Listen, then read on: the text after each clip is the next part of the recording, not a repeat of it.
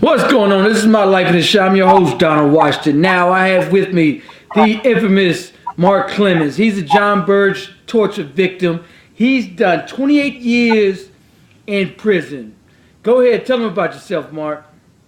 Well, as Brother Donald has explained, my name is Mark Clements. I am a Chicago police torture survivor, someone that sat inside of a prison for 28 years of my life for a crime that I never even committed. Sitting inside of a prison for a crime that I never even committed, not only did it do injustice to the African American community, but it has done great injustice to not only myself, but to much as 200 other individuals in the city of Chicago. I was 16 years of age. A fire occurred on 66 in Wentworth in Chicago, which caused 4 people to lose their lives, and the accountability by our system of police, our courts, and our prisons was to get it wrong. So, you're looking at someone who literally spent 28 years inside of a prison, being released in August of 2009, and just being back out and just into this society. I just ran across a multitude of just so many different issues. That's crazy, brother. 28 years? What Yes, was that like? What was it like in prison for 28 years? Well, let me tell you, a lot of people, they listen to the negativity of our prison system, but first entering into our prisons in 1981, at least they provided forms of education. They provided forms of teaching brothers and sisters how to get jobs. They provided them with some type of hope. I remember up until the Edgar administration, no one could be released out of our prisons unless they had a job. Right. Well, today we are watching so many brothers and sisters released out of our prisons, and they can't find a job. And many people are stereotyped by the people out of the community. They are just stereotyped. But yes, 28 years inside of the hellhole, as what I would like to call it. Statesville Prison, Pontiac Prison, Menard Prison, Joliet Prison, just sitting there suffering, and poor African American and accused of a very heinous crime. Man, you just sit there and you sit there and you sit there, and literally I would have been still sitting inside of our prisons unless a woman by the name of Bernadine Dorn from Northwestern Law School decided that she wanted to reach out and to help me. If not, I would have been still stuck inside of the prison, denied of adequate legal counsel, and just denied of an opportunity to tell the truth as to why I was in prison. I had 4 natural life sentences plus 30 years. They didn't feel comfortable with giving me a life sentence, but they wanted, I guess they felt that I was going to die and then wake up and die again and then die again 4 different times and then still have to do 30 years inside of our prison system. But as you can see on the screen, I had to raise a daughter from prison. And raising a daughter from prison, that was an experience that I don't wish upon anyone to have to experience in their lives. And fortunately, I was able to receive a job in the law library, in which I therefore was taught by Judge Legene Pincham, by attorney Alan Mills of the Uptown People's Law Center, and a multitude of different lawyers were allowed into our prison system back then to teach us the law. Okay. Now today, they are not permitted with that privilege. Oh, really? Okay. Tell me about the other picture down here. Who is this in the pictures with you? Tell me about them. That the picture shows 7 different individuals. You see me holding the law book. It looks like up to my chest, and the young man standing next to me, his name was Dick Owl. And Dick Owl is unfortunately back inside of the prison system because of drug problems. The next man is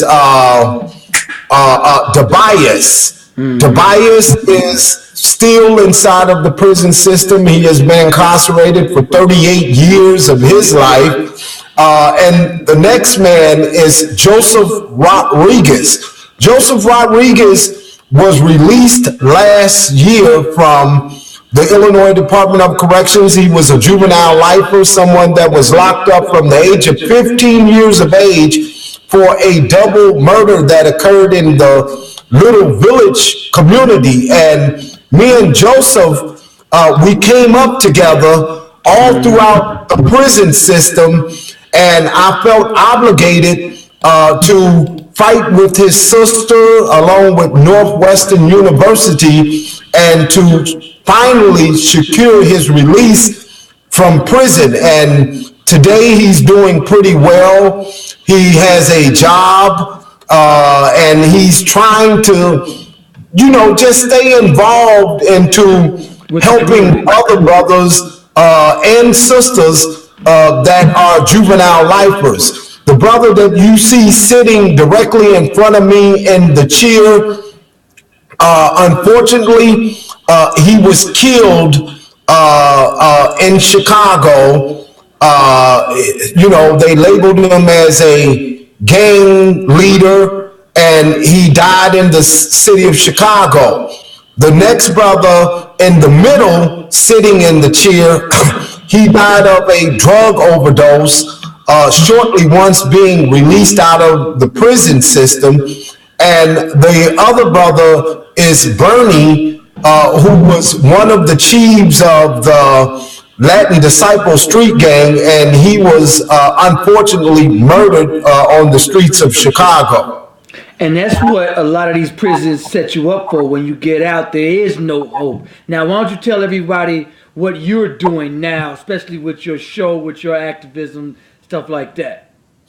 Well, being sent to prison for a crime that I never committed, I just felt obligated to reach back and to help the struggling mothers, the struggling sisters and family members that are fighting for justice around their children that is inside of our prison system. So before the show, which is over on Facebook Live, and it's the Mark Clements Facebook Live show,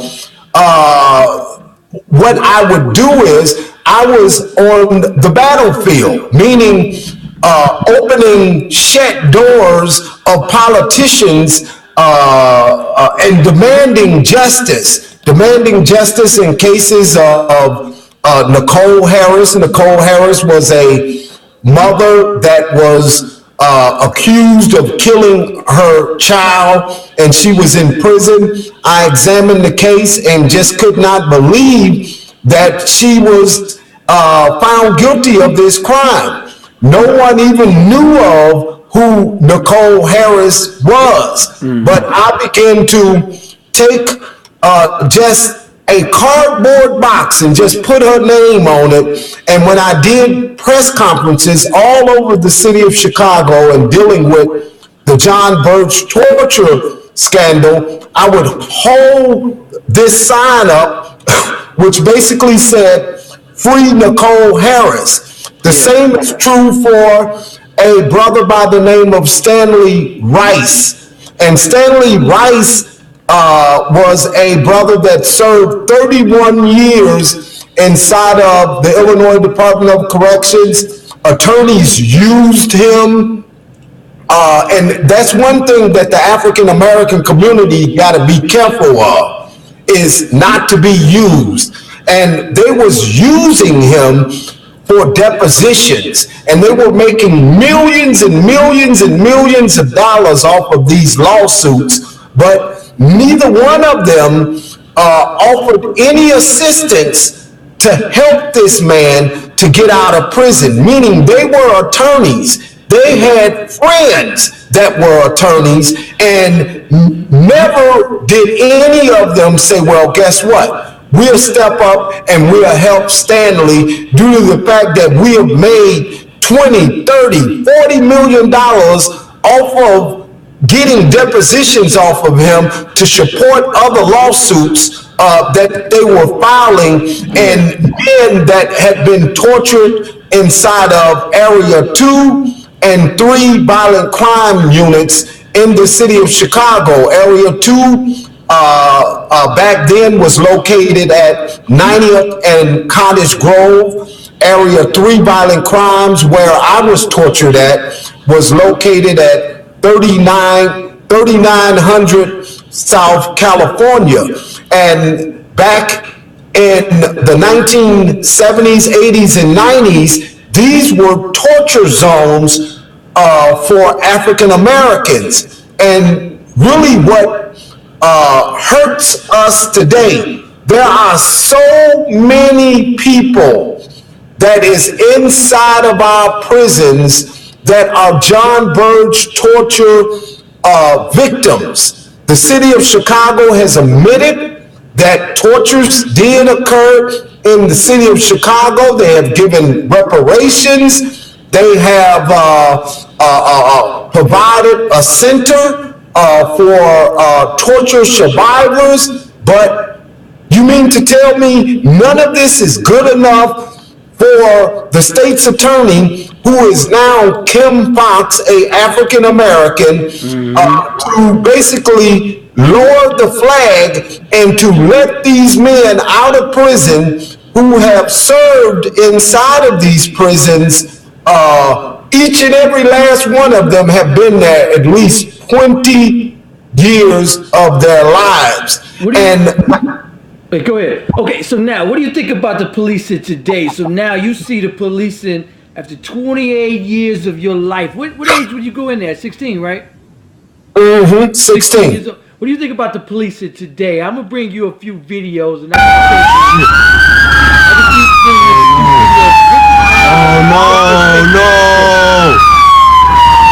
No. Watch how they still beat this man. Check this out. Help him out! Help him out!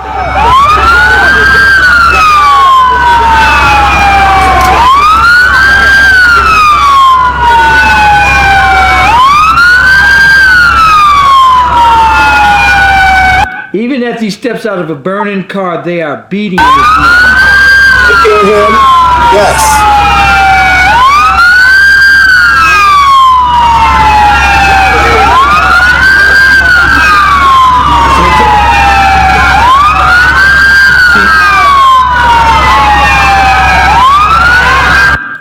And so this is the policing that we're facing today. So now with the cell phone cameras now, what do you think about now the police officers all having to have body cams, and now that a lot of citizens are taking video cameras and taping the police interactions? So now we're able to catch a lot of police officers in the act, and we're catching a lot of stuff. And that's just a piece of what's going on in the city, in Chicago, and all over the country with this policing, unarmed shooting of unarmed innocent civilians, and the beatings of African American men in the city. What do you think about that?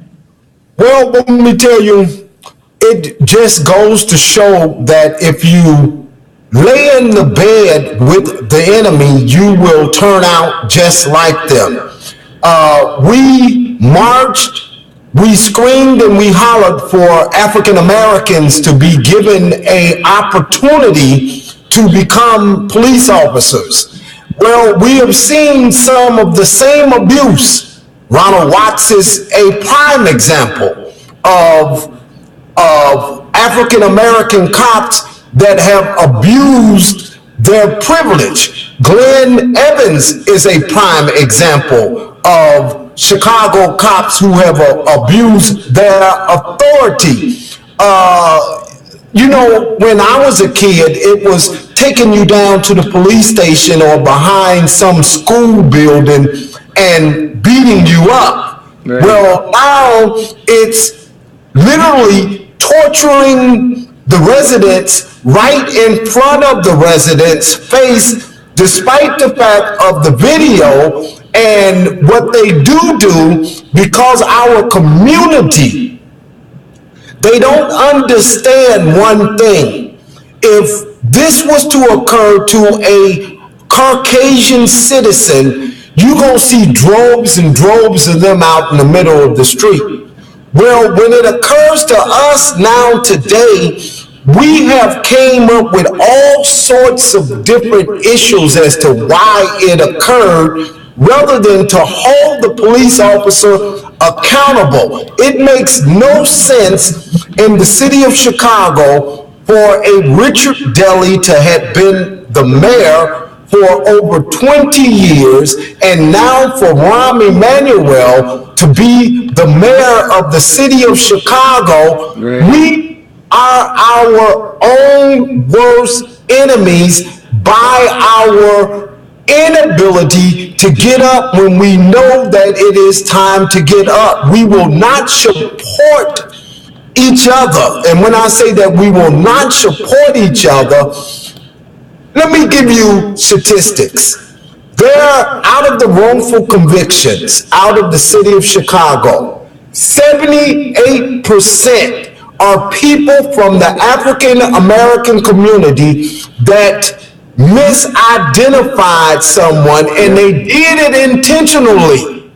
They did it intentionally because either a charge was dropped against them, or they was given some type of monetary reward by the city of Chicago or by the Chicago Police Department. And these people walk amongst us, and there's no accountability to at least hold these people responsible to ensure that this type of behavior comes to an end. In other words, it's one thing to look at our system as being bogus. The system is only doing what the system was designed to do. Right. Now, the killing aspect of this is that now we come to find out little Timmy or little Rob or little Bob, who we hang out with, is responsible for someone sitting behind a prison wall for many decades of their lives, and they show no sign of remorse far as what they have done. We as a people must understand that if we ever suspect for the system to take us serious, then we're going to have to clean up some things in our community. It makes no sense for it to be so many African American attorneys, but when things arrive in our communities, we can't find nothing but one or two. Right. Just because, you know what, the money, you know, far as with doing a lot of pro bono work, far as with the one that helped yourself, there's no money in it. So, and then a lot of African Americans, we are already very poor. And so that's probably a big reason. Also, well, let me give you a good example. And I'm not meaning to shut you down. I just want to explain to the viewers and listeners. I remember Flint Teller. Flint Teller was poor. Flint Teller is from the People's Law office, which is located on North Milwaukee in Chicago. And he represented the Black Panthers, Mark Clark and Fred Hampton as well. Well, they were poor. Well, they decided that they wanted to engage into an experiment. And that was that they're going to take 2 or 3 cases pro bono. They're going to keep doing their regular work, but they took Jackie and Andrew Wilson's case. And they took those 2 brothers' cases. The brothers was accused of killing 2 police officers on the south side of Chicago on South Morgan Street. I think it was 82nd and Morgan. And the police beat them senseless, is what ended up happening. Well, based off of what happened to Jackie and based off of what happened to Andrew and the People's Law Office determination to keep going at it, that's how I got out of prison.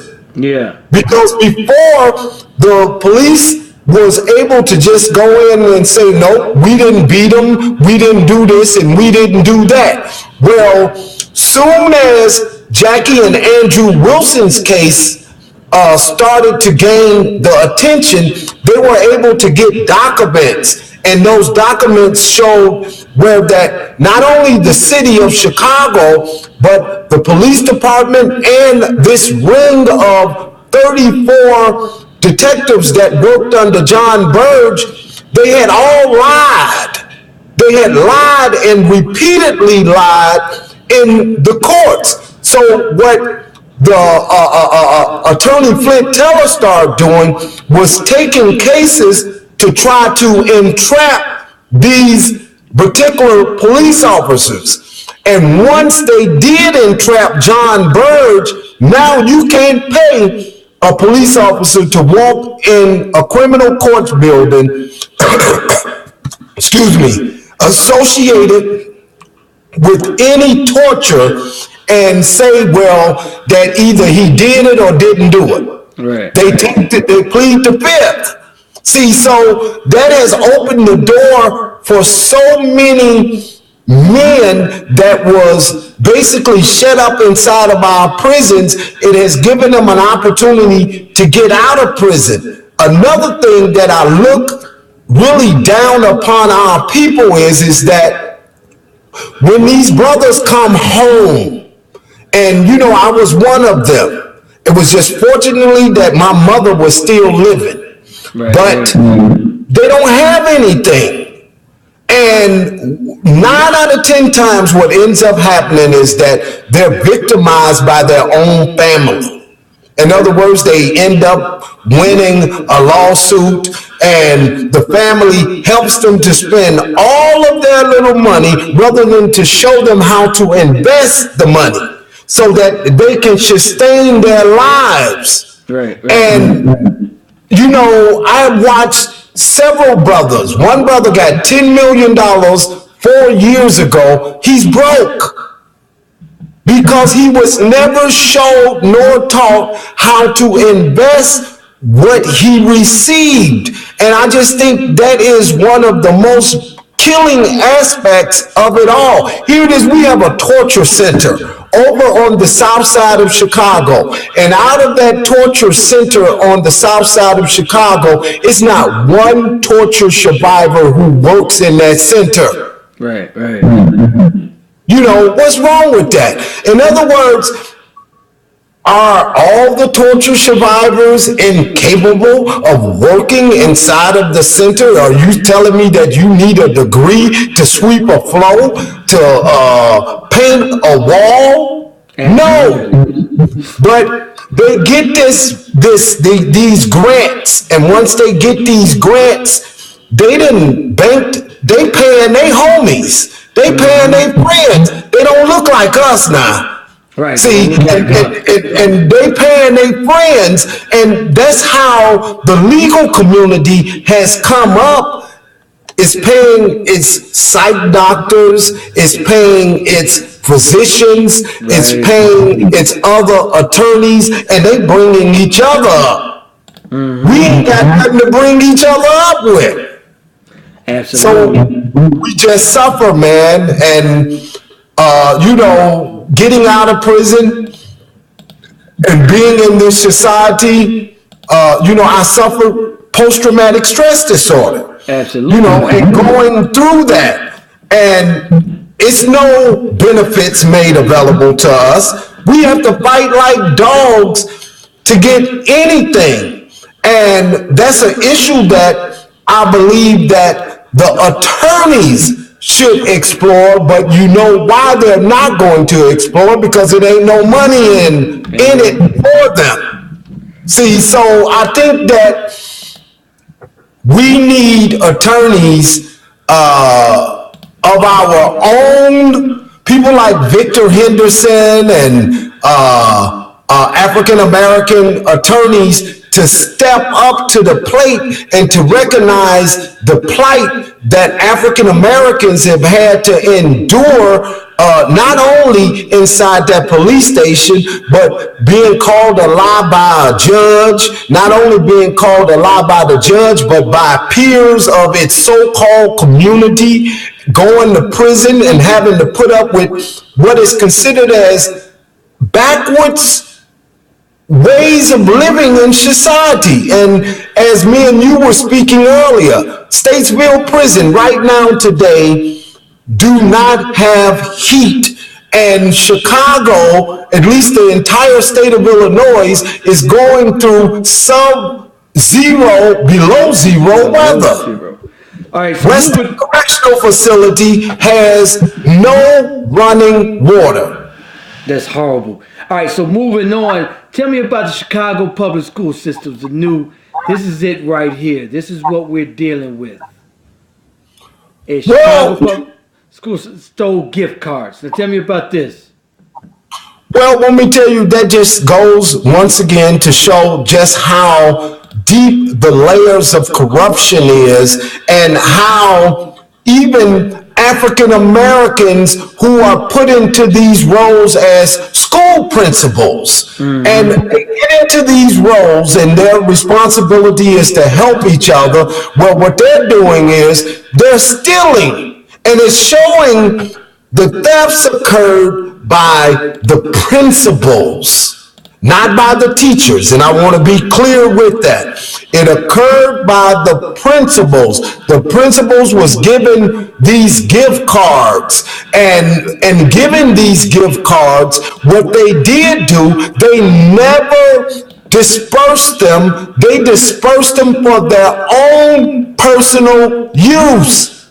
When are we going to end victimizing each other? And these are some of the same people who will sit around and they will say that they love these kids and that they're doing everything to bring these kids up, when in reality they're not. Their only concern is how to fatten their pockets. So we gotta identify the layers of people that are not right amongst our race, and we have to separate those people. And I'm not saying separate them forever, but we have to let them know that, guess what, we got our eyes on them too, because they have abused their own people, man. I was talking about this with somebody the other day about holding everyone accountable in your community. So I was telling black people have to get involved with your community. Find out when your community meetings are, whether it's your alderman, your mayor, whoever.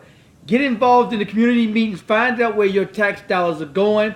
Find out what they're doing with your tax dollars and hold them accountable.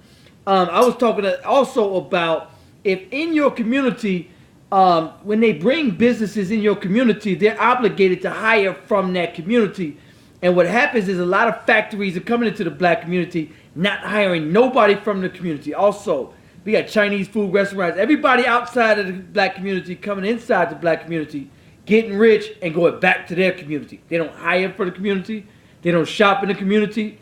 A lot of the tax dollars don't go to the black community, so they're getting off scot-free. Everybody's getting rich off of us and going back to their community.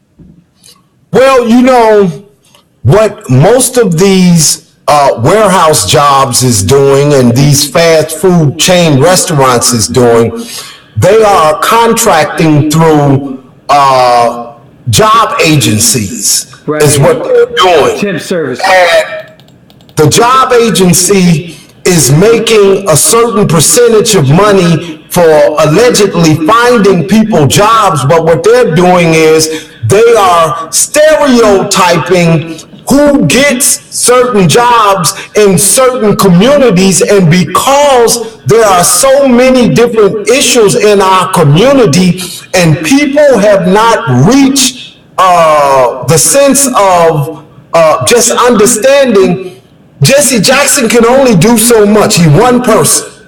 Right. Jesse can only do so much. The man is what, 74, 75 years old. It's a lot of issues he gonna miss. Right. See, so the bottom line of it is, when are we gonna raise up some people from our own inner circles to start to take on some of these issues that Dr. King and Malcolm X and so on, they started the fight, but it's no one man of I would say maybe 20, 30 years of age, 40 years of age, someone that is capable of dealing with these issues. They're non-existent because we will not support each other. And that's one issue that I keep raising to the listeners, not just here on this show, but on every show that I go on. Jesse got rich because people would give their pennies, their nickels, their dimes, and dollars. Okay, well, today we act like we cannot do that. We are willing to go spend $100 on some alcohol. Right. But when it comes to supporting a fight for our civil liberties, and we say, well, man, all we need is $2, we'll say, oh man, I ain't got no money. We ain't got that. We don't have money for each other. We don't have money to support our own cause. That's why it's important to have black leaders in the black community, because just like New Year's Eve, our conditions, we don't own any businesses in our own community, but we'll go out and spend $1 billion on New Year's on alcohol and going to clubs. We make everybody else rich, and we're still modern day slavery. We set ourselves up. We are our own worst enemies. So if we had a black leader, just like in the 60s, just like Martin Luther King said, boycott the buses, and that was very successful. Nobody got on the bus. Today, we can't even get people to do anything, not even to support your own community. And that's why I say spend your money, build, buy, invest in your community. Therefore, your dollars can come back to your community, and you can hire brothers like yourself. So when you come out of jail, that you can have a job in your own community. You don't have to go on your knees begging them for a job in their community, because we spend 98% of our money in their community. So, you know, and one thing I want to toss out here is this. I respect the NAACP and I respect every organization that exists. I'm not going down on none of them. But in reality, what have any of these groups done? Put it this way, if the police right now took a gun and went and shot up 40 people in the neighborhood without justification, who they gonna run to? Mm-hmm. You know, I'm gonna keep it real. You can barely have a meeting with Jesse Jackson and he ain't sleeping. Right.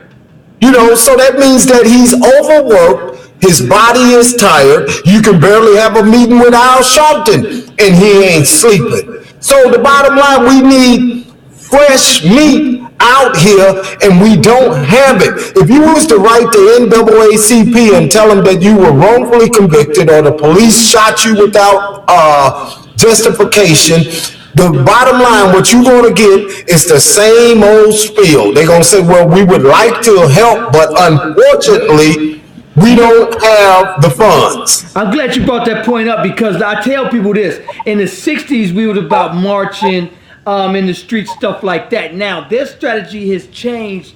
Our strategy needs to change as well. Also, they dictate who our leaders are. In elementary school, because we don't own our own schools. So since we don't own our own schools, they dictate who our leaders are. So, and they only taught us Martin Luther King. I wasn't taught Malcolm X, Marcus Garvey, none of these brothers except Malcolm X, because they run our school system. They teach us, and we allow them to teach us. So their strategy has changed. Our strategy has to change too.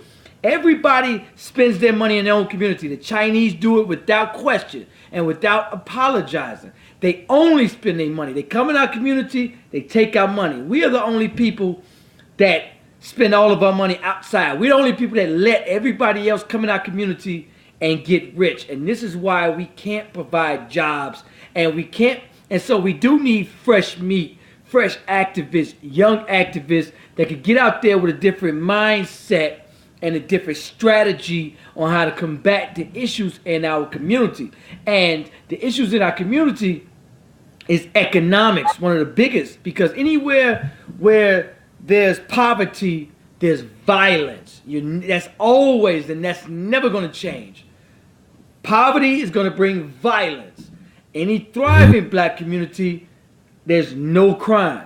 And that's for a reason. There's no reason to have any crime. You don't have to go out there and sell drugs. You don't have to rob each other for pennies and breaking each other's houses. So that's what we need to strive for and fight for, is our economic freedom. That's the new civil rights movement, is the new economic rights movement.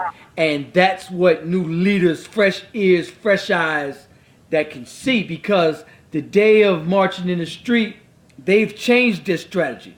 Therefore, we need to change ours. Technology has changed. Minds have changed.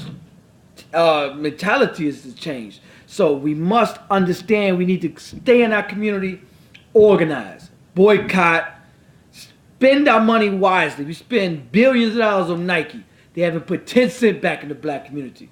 We spend $1 billion on Hennessy. Not a dime come back to the black community. Billions of dollars on Mercedes. They can't stand us. And we spend every nickel with them for them just to, and everybody's getting rich. We're the only people financing our own demise. Only people in the world has financed our own destruction. Now,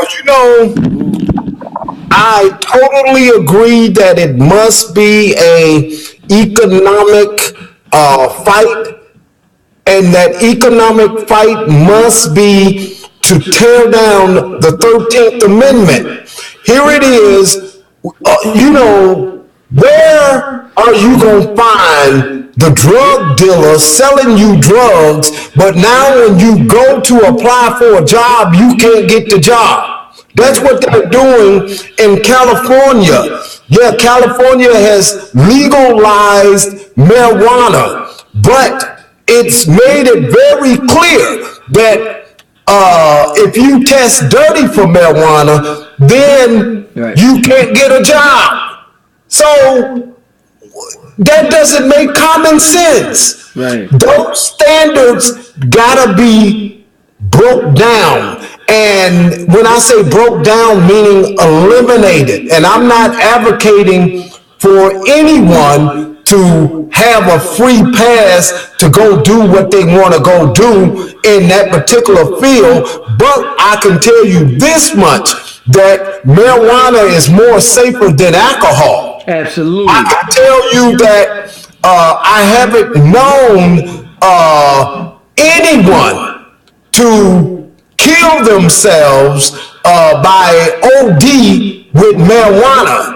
Now, with these other chemicals laced into marijuana, of course that has occurred.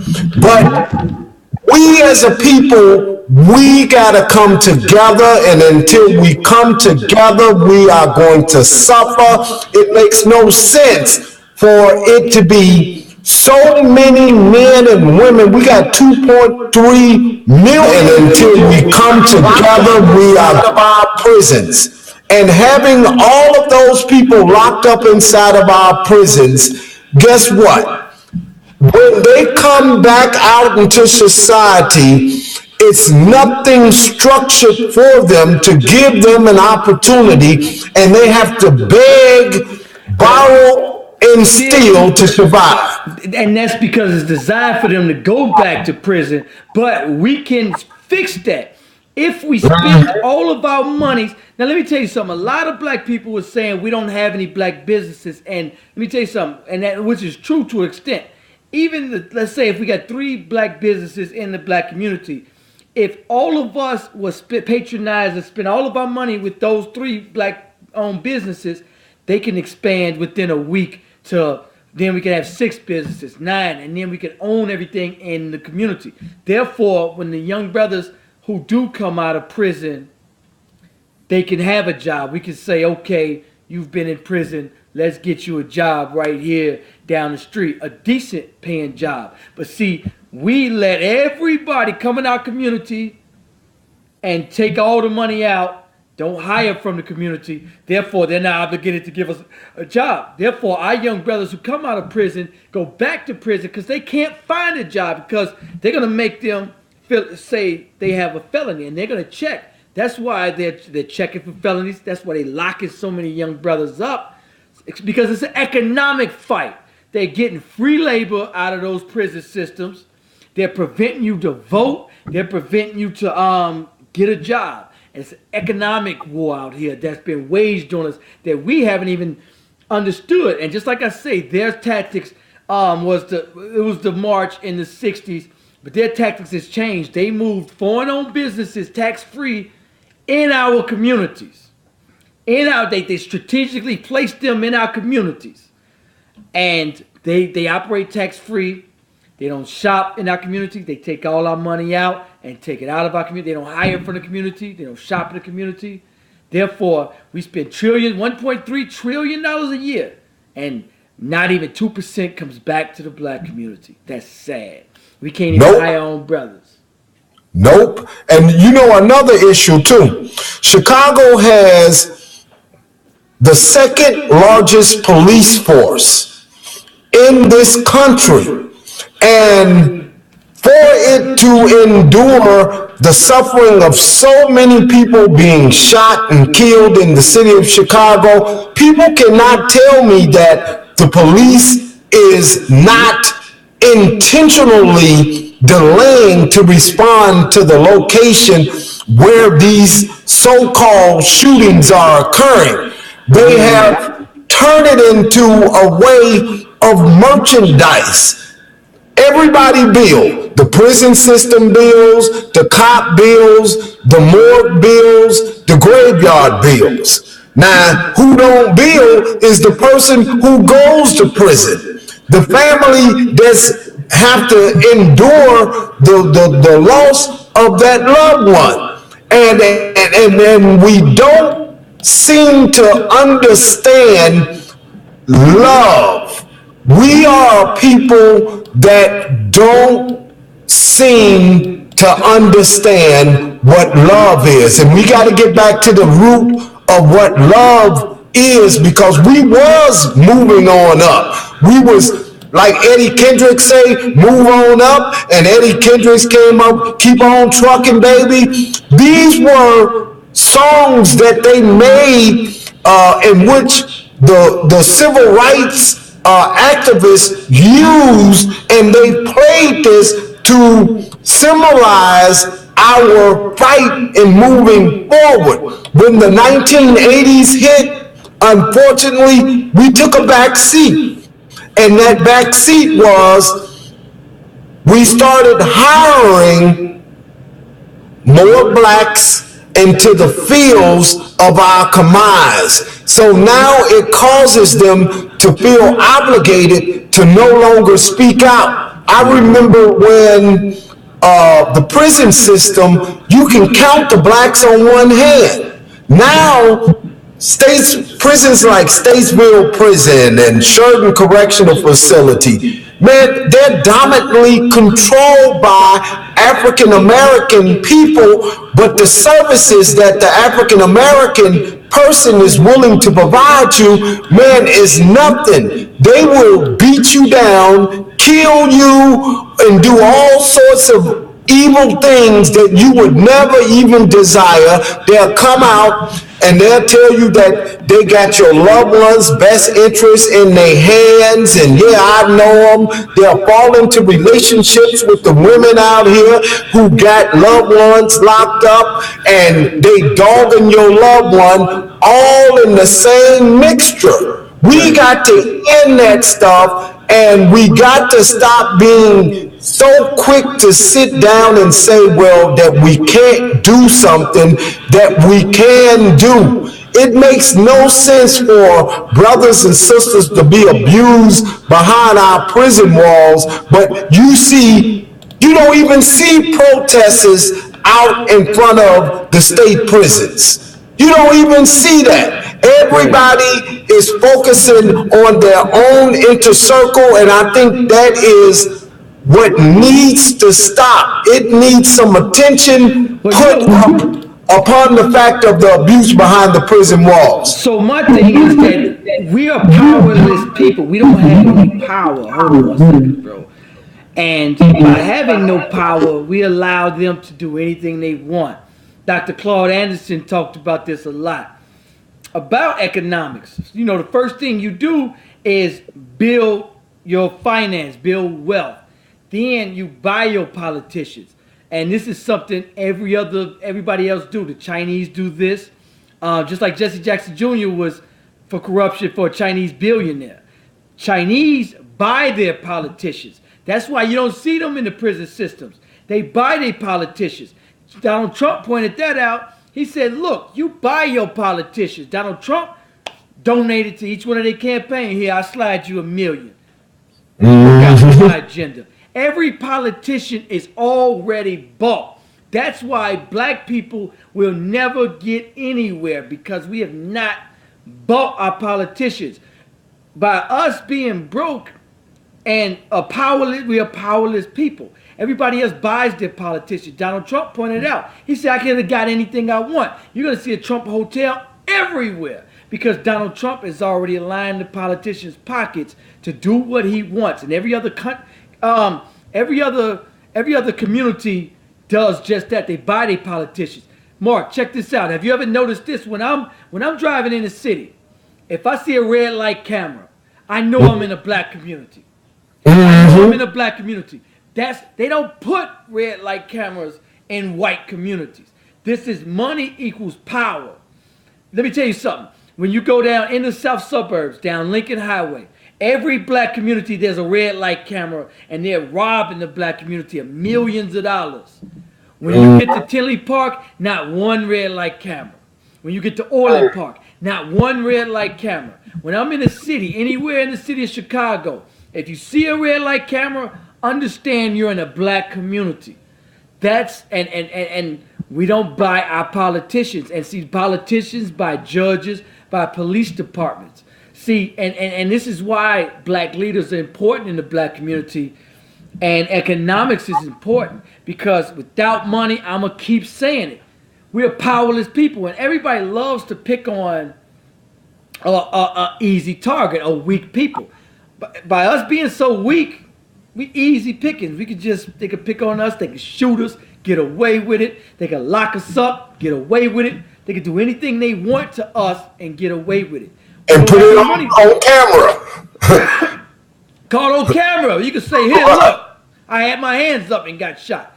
We haven't bought any judges. We haven't bought any powers. So everywhere in Chicago, if you see a red light camera, I haven't even been up north, but I could bet you there's no red light cameras up north. There's every corner in the black community. So I guess in that aspect, Black Lives Matter, because they say they have the red light cameras to protect lives.